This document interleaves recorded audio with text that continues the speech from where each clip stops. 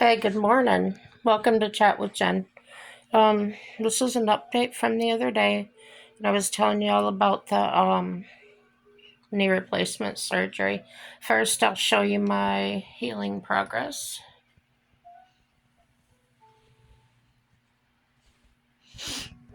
Those nasty bruises are finally going away. I've got a few on the other side, but not nearly as bad as they were. Um, Pain rating is a 10 still. That's a scale of 1 to 10. I'm still crying in pain, yelling out. Very, very difficult. I say, when I describe the pain, I say, my hurt feels pain, and I'm serious. It is terrible. Um, I went to my initial physical therapy appointment today. They told me my progress is doing well. Um, but I've actually been doing a little bit too much on my own, so they cut me back on that a little bit. They said that's part of the reason I'm so sore. Um, so they want to start out with pain management and stuff like that. I'm still taking my pain meds, the Oxy. I've got about 6 of those left. So taking them a few times a day. I'm going to be out very soon. So as an experiment today, this evening, I just took 3 Tylenol to see if it would help, and it has. So, the most uncomfortable thing I'm feeling tonight is ache. But I've got my ice machine for that, and my staples feel like they're pulling a little bit in my knee under the package, the bandage. So, it's coming along. Um, I am getting up with the walker. Um, I've had a few accidents of incontinence and things where I just couldn't get there fast enough. Um, I did not have the foresight to get a bedside commode, so there's that. I found a bucket I can use, and so I do that if it's an emergency. And the problem is, uh, I take diuretics, and when I take one in the morning, um, I can go sit in there for a while and wait, and then just to make sure I don't have to go, and then I come get settled back in the bed, which takes a few minutes. And then if it hits me, it hits me like I have to go right now, and I'm struggling to get out of bed. I have to roll. I have to grab my bad leg with my good one and lift it and things because I do not have the strength to lift it yet. Um, I can move it around, but as far as straight lift it off the bed, I cannot do that at all. I just don't have it. So um, that's usually when the accident occurs when I stand up. So yeah, it's been rough. Um, I am using the wheelchair in the house, but I can't really roll myself around like I was because I could use my feet to kind of steer myself. Um, so when my legs are hanging down from the wheelchair, I don't have the foot rests on it.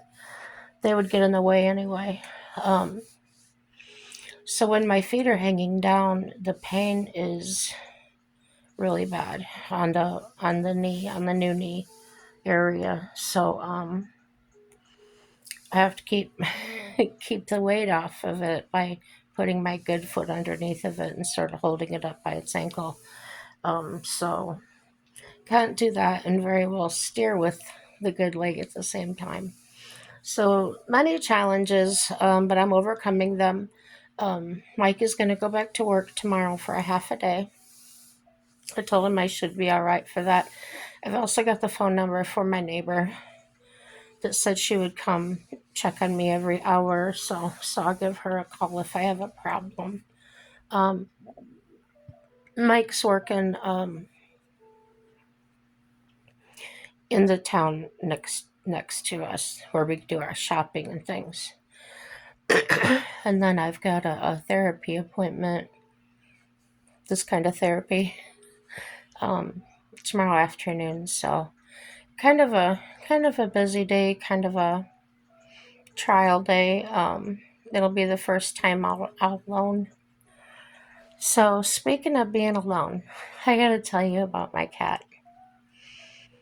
Since she was here 2 days by herself, and we came home, and she was quite upset that we had been gone so long.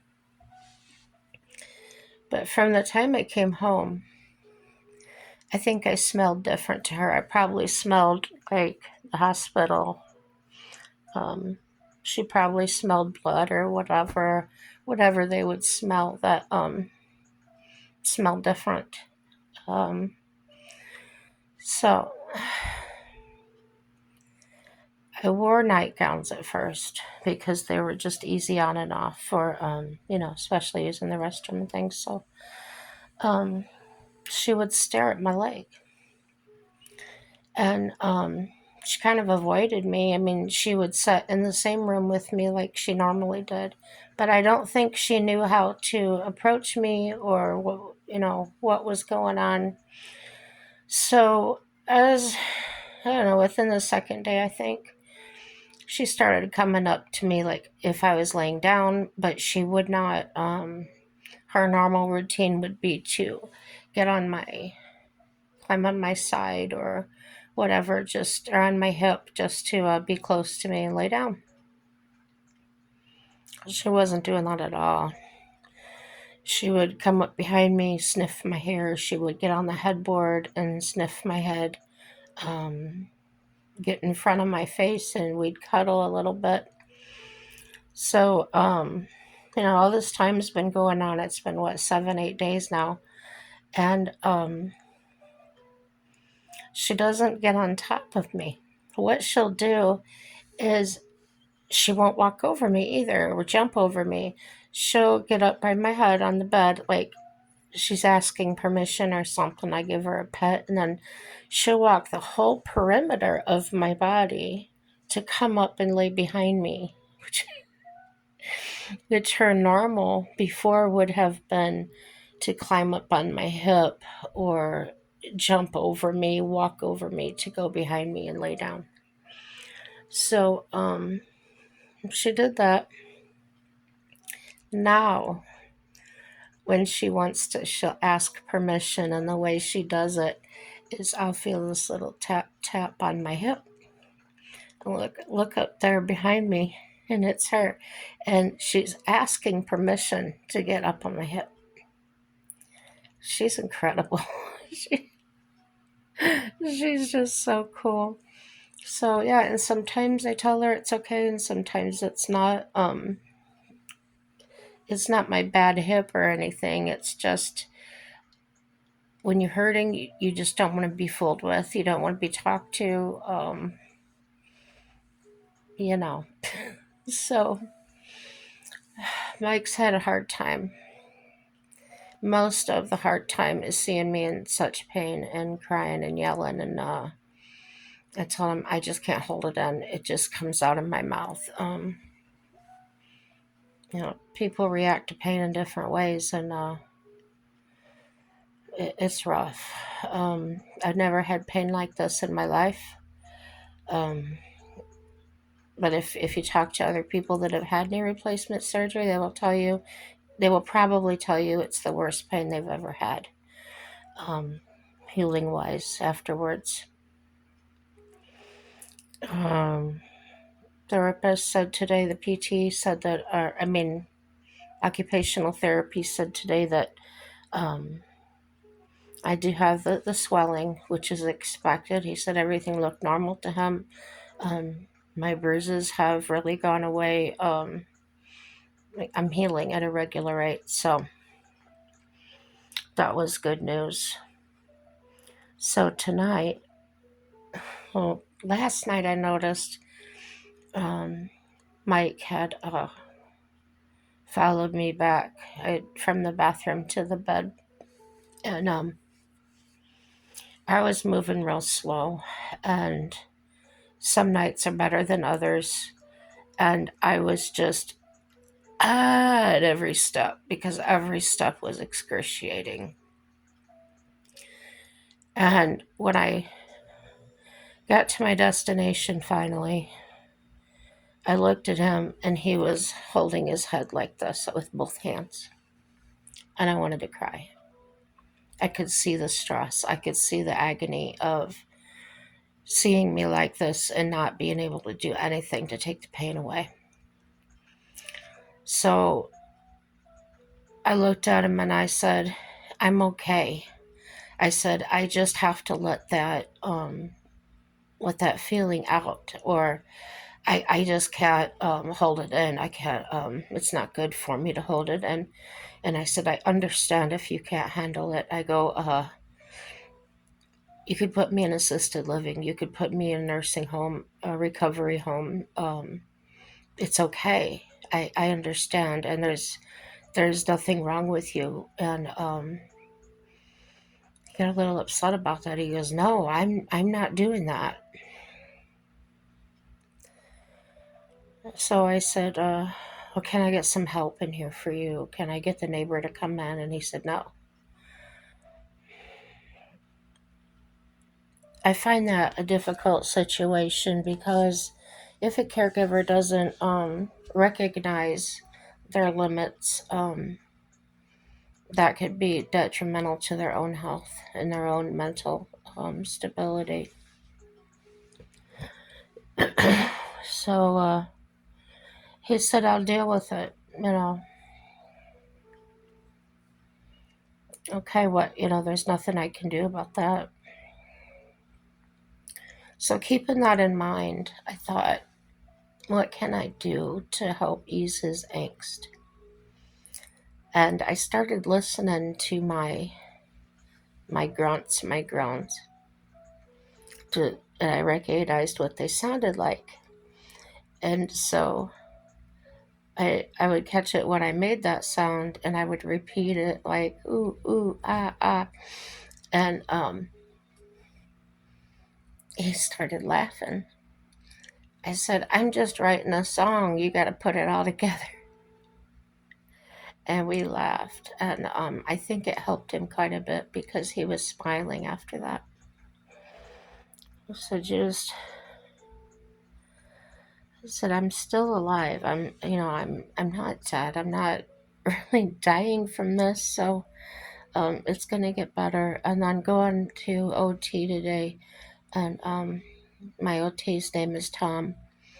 And after hearing him talk and things and talk about the progress that I've made, and that I'm actually a little bit over where I should be, that I need to cut back a little bit. It really put our minds at ease. It took the pressure off me because now, oh, I don't have to work that hard. I can just, if all I can handle is three, then just do three. I don't have to do the five. Because he said, well, part of that is part of your pain is you're overdoing it. You're actually stressing, adding more stress to the muscles than they've already been traumatized. You don't want to do that anymore. So yeah, a big relief. I like I said before, I am the person that always thinks I need to do more. I don't want to be behind on the scale. I don't want to be one of those that isn't progressing like I should. I do like my independence. I do not want to have to go to assisted living or anything due to not being able to stay in my home. Um, but I would absolutely go there for recovery, and that's probably what I should have been more. I should have pushed for that. I don't know. I don't know if that would have cost me a copay or not. I don't know, but I can see the effects of what I'm going through on my husband, and the man would absolutely die for me. I know that. Most men are that way. Uh, so what do you do? I love him. I respect him. I don't nag him. Um, I do get whiny, and I absolutely can do nothing about it. But that was a problem for me. That was a. I've seen how ugly people can get when they are stressed. Yeah, I don't want to be that person that stresses somebody else out. Um, I'm not about like not.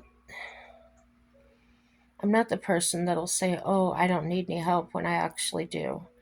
I'm just I want to be very considerate about other people's other people's mental state, and that probably comes from feeling vulnerable, feeling like I'm at the mercy of another person that I don't know what they could do. I don't know what their limit is. What the things I've been through in the past with people, and it's just enhanced now because I know that if I had to, I could not physically get away fast enough. Um, I don't feel intimidated here. I don't feel unsafe. It's just because of my past that those things are probably magnified a little bit in my mind. He's not done anything to indicate anything that would happen bad, so I just need to keep my faith and keep believing, and just know that no matter what happens, it's going to turn out for my good. So I would say don't be afraid to make yourself a little bit vulnerable if you're having trouble struggling with trust issues like I do, maybe even worse than I do. Um, I can love someone as much as I possibly can, but still have those trust issues. And it doesn't necessarily mean it's that they're the reason I'm having trust issues. And that can be very challenging in a relationship to balance that for yourself. Um, Hence the reason I acknowledge and recognize my mental health, um, things that can go wrong, things that do go wrong. I use my tools. I continue to go to therapy. I will stop for a long period of time because I'm okay, but then when something else comes up, which it always does because your feelings, your emotions, your thoughts are always evolving, and some are going forward, some are getting better, others may stay the same, and others may go backwards of your progress. So, um, again, I encourage everyone that has mental health problems, or if you see yourself acting in a way that is not normally how you are, that's maybe more aggressive, or you feel more less like you want to defend yourself, and not physically. I don't mean fighting, um, but protecting your own thoughts and defending yourself those ways. And you're make sure you're not just surrendering every little thing or compromising just one sided. And if those things are happening, get confirmation. It doesn't necessarily mean anything's wrong with you. It may be your environment, it may be the people that you're involved with, but find out. Don't automatically assume everybody's bad or everybody's good. Um, Go get checked out, talk to your family doctor, talk to people that have known you a very long time and say, hey, am I different? I know people grow and change, but are there things about me that you're noticing? There's any ways to check and find out. It's hard going through life changes, especially ones that are medical or physical. You've seen people that their spouse is suddenly paralyzed, severely injured, or had a stroke, and are not the same person they were, or they can't communicate. Maybe they are to the point that you cannot care for them. Um, I know in my situation, it's been difficult to keep caregivers. I've had to let several of them go because they just it didn't work out. So now I'm down to one, and she can only come once a week. So these kind of challenges you're going to face, and not taking them out on each other. Um, I think if my husband at some point, any point, would say something like, "Oh, we wouldn't be going through this if it wasn't for you," I think that would absolutely shred me inside. So yeah, be mindful of where you're at emotionally. Be mindful of how you think. Take inventory of. You don't have to obsess about it, but just have a plan. Um, people get life insurance. People, this is all for reasons. So um, be prepared at all times, but don't worry about it. Um, like I said, I've always tried to be prepared. It usually helps take the shock out of things, or the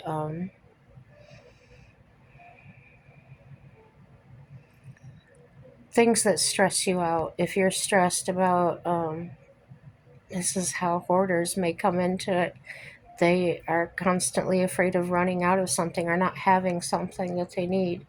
Um, Maybe that's part of that problem, part of their mental problem. So I'm not to that extreme. I don't hoard things. I don't overbuy um, on anything,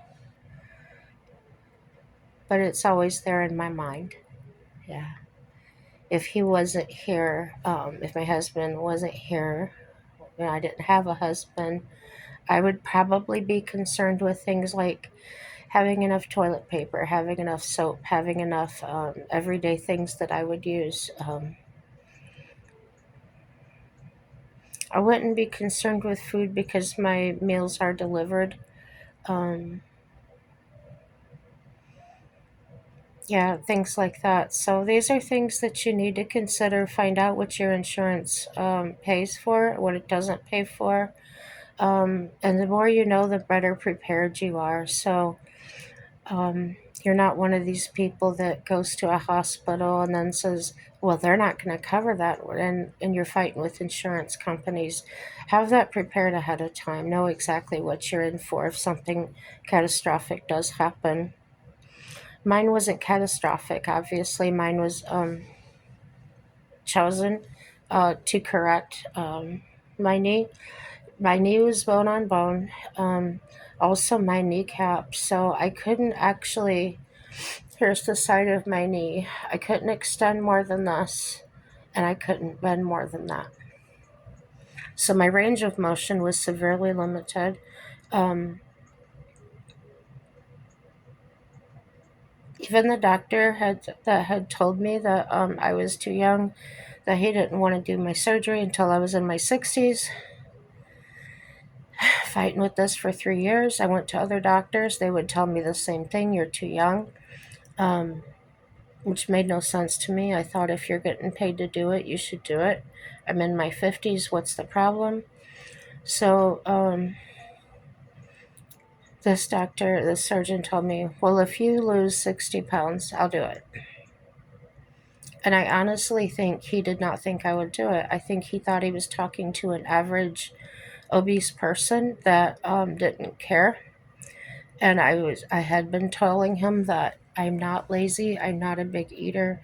What is happening is I cannot move, I cannot walk, I cannot stand for more than 2 minutes because of the pain. And I feel that if I got this knee replacement, I would have back some freedom, some mobility, and then I could get better exercise. And the toning would come in. I wanted to say I'm not fat in the sense that all my skin is filled out in fat. It's a lot of loose underdeveloped muscle, just very flabby. And it's obviously my skin's not tightening up because I'm not exercising. So, yeah.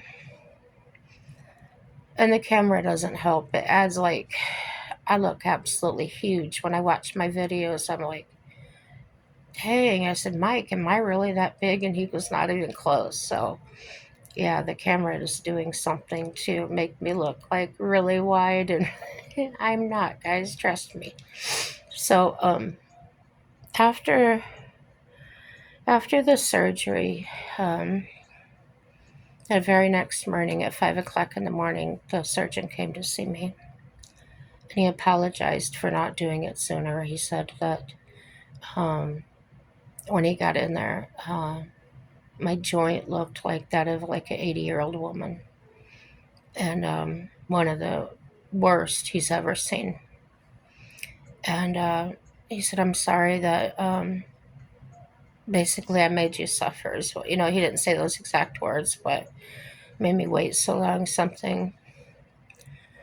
So that's when I brought up the hip.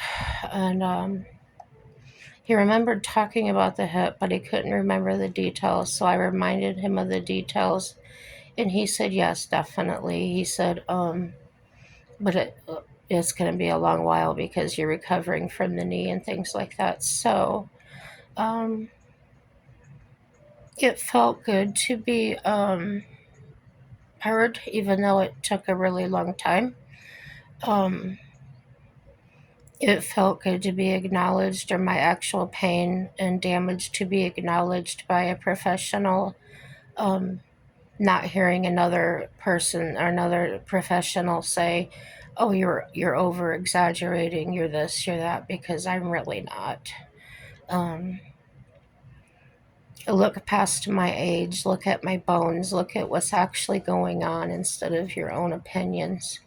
Um, Look for the evidence, as I always say. And as I always say, people are going to people, even though they're professional, as he was. Uh, he was still doing that a little bit. I asked why he didn't see that in the X-rays or the MRIs, and he said it doesn't really show the same as it would in real life. And he said I learned something. He said I'm going to look a little more closely into patients that come in, and I said I taught you something. He says, well, yeah, your case has increased my awareness. So as I always say, guys, no matter how bad it is, I suffered that for 3 years. I went through losing 60 pounds, and no matter how bad it seems, it will always turn out for our good. And it turned out for my good, and it turned out for your good as well, because now this particular surgeon is educated. He's very good at what he does, but nobody is done learning. Um, and I didn't have to scream and holler and jump up and down, and no, it got done. But I had to be patient, and I had to relax and just let things happen. Nobody was harming me. I wasn't in a dangerous situation. I was just going through some suffering. Um, yeah, so on that note, I'm going to get off of here. Like, dislike, share. Your friends or enemies. Subscribe if you feel like it. Thanks for watching. Have a happy day. Bye bye.